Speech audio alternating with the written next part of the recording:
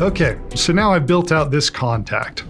Now you'll notice in the contact information pane at the top, 3 different columns.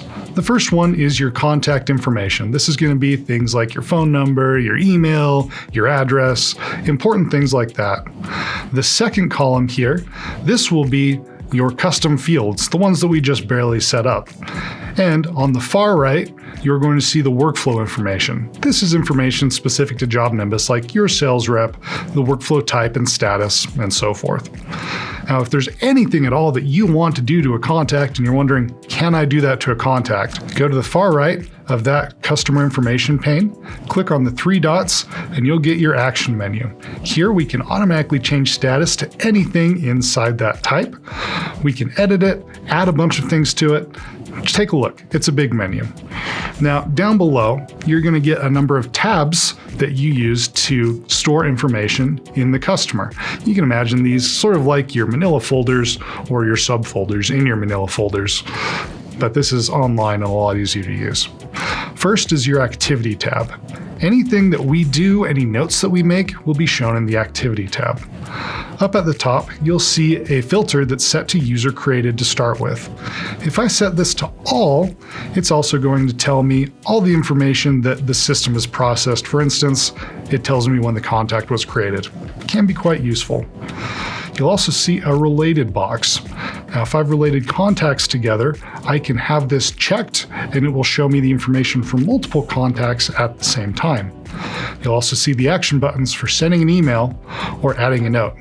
I'm not going to send an email to this person because that's not a real email address, but I am going to add a note. The note is, we met with John. He needs an estimate. Now, I could also @mention someone in my company. If I type in the @ symbol, it'll give me a list of people who I could message. If I do that, then they will get a notification either via email or on their phone, or both. I'm going to go ahead and save this note, and you'll see it appear right here in the Activity tab. The next tab is Tasks. This is where we would put individual things that have to happen for a customer. For instance, I might put an appointment as a task. That'll sync into my calendar, and I can even use it to give me notifications about what's going to go on. Documents and photos are similar. This is where I can upload something that I would like to keep in this customer file. I simply browse my computer, choose the category, and then save the attachment. Financials is where you would keep your JobNimbus specific financials, estimates, material orders, invoices, payments, and so forth. Work orders is another tab that we're not going to talk about right now, but we'll get into later. Now you have a little bit of an idea how to walk through the contact. It's time to get this contact on its journey. We're going to start with the sales journey in our next video.